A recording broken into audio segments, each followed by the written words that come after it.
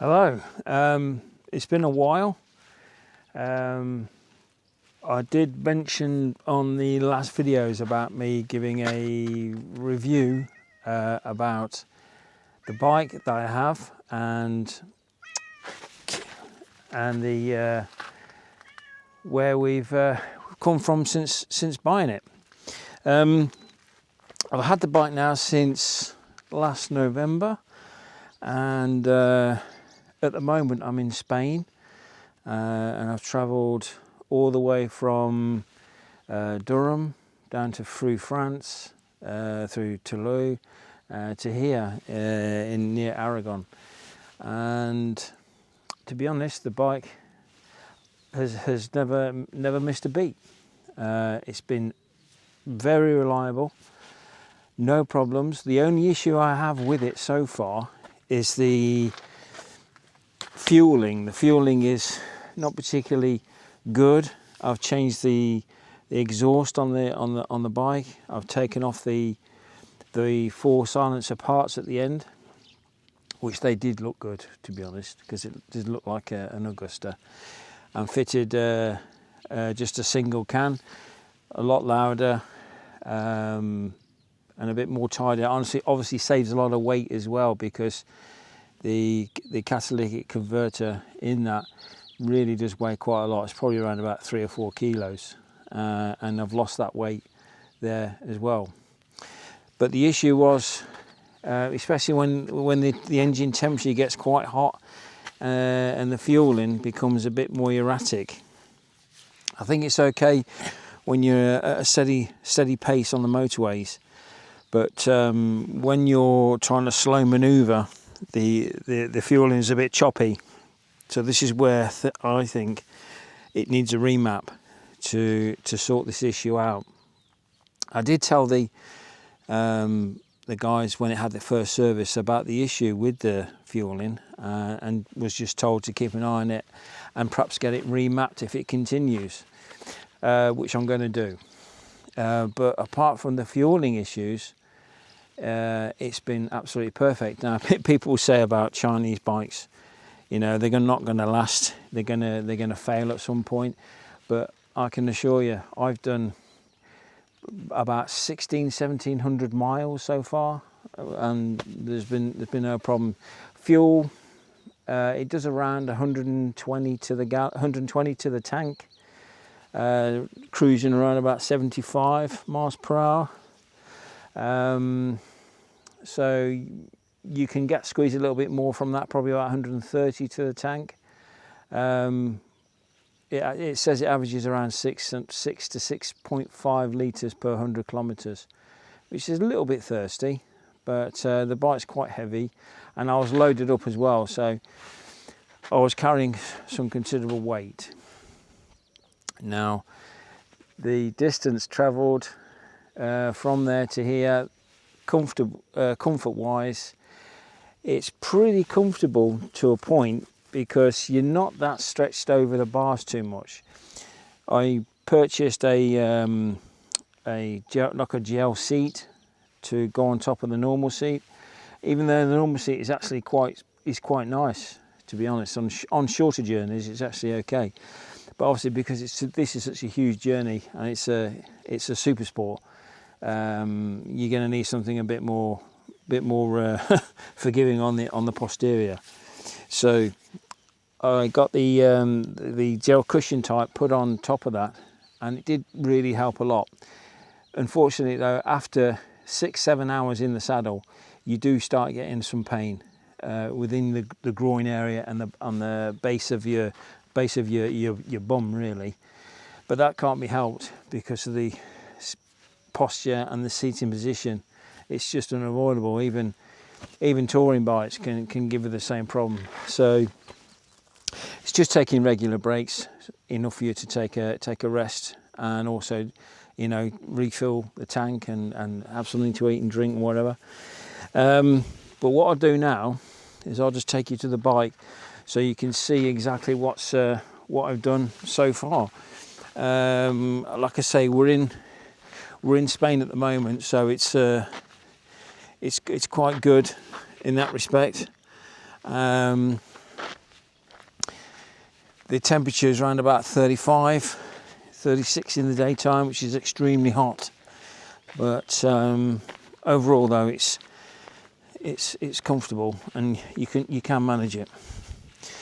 But as I say, the bike itself, I'll show you the exhaust and the thing in general. But you can see from what I've done here, it's actually quite good.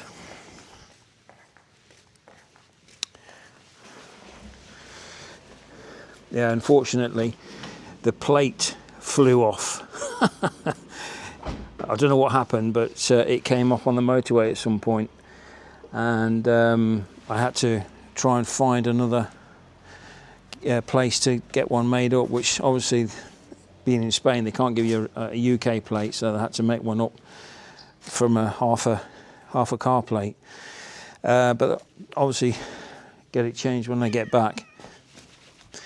But this is the bike so far. The exhaust I talked about earlier, that's the exhaust there where I've changed it from the parts there where it had the 4 silencer parts for the MV, and changed it for the link pipe to the end can as well.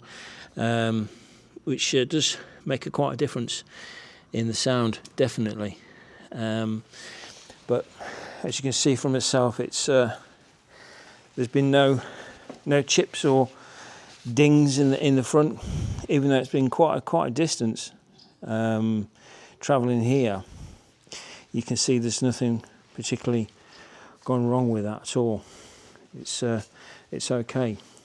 I fitted some carbon parts there on the side of the tank as well, and these spindles there, these red ones, fitted those.